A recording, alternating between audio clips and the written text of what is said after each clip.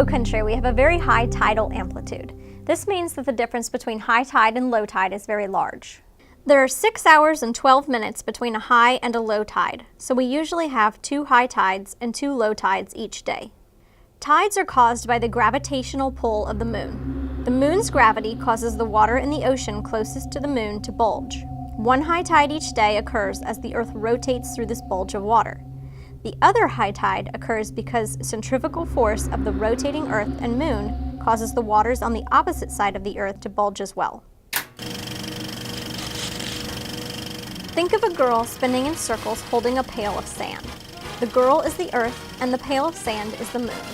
As she spins, she leans backwards slightly to compensate for a new center of gravity.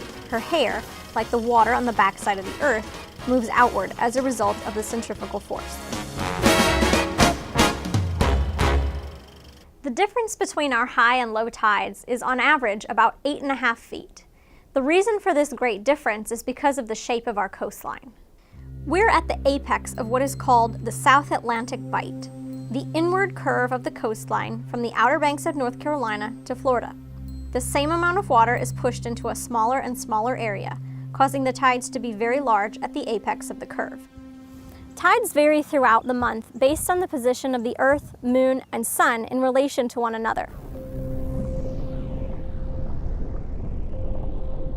When the Earth, Moon, and Sun are all in alignment, we have either a new moon or a full moon.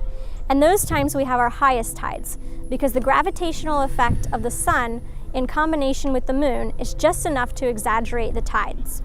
Those are called spring tides. Times where the moon is at a right angle to the Earth and the Sun, we have half moon, and those are called neap tides, and those are our smaller tides.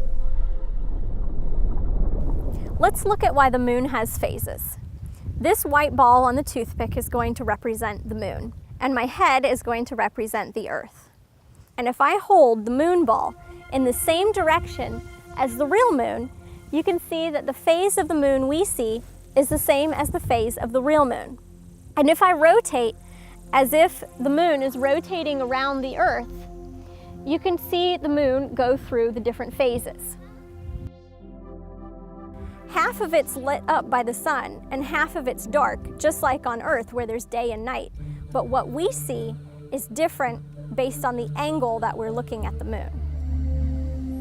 One way to get a better idea of how the moon changes over the course of a month is to go outside each day and observe it, and draw a picture of what you see. Here in the low country, the moon plays an important role because of how it affects the tides. Areas that are regularly flooded by the tide support salt marsh, an ecosystem that supports a high biodiversity of marine species.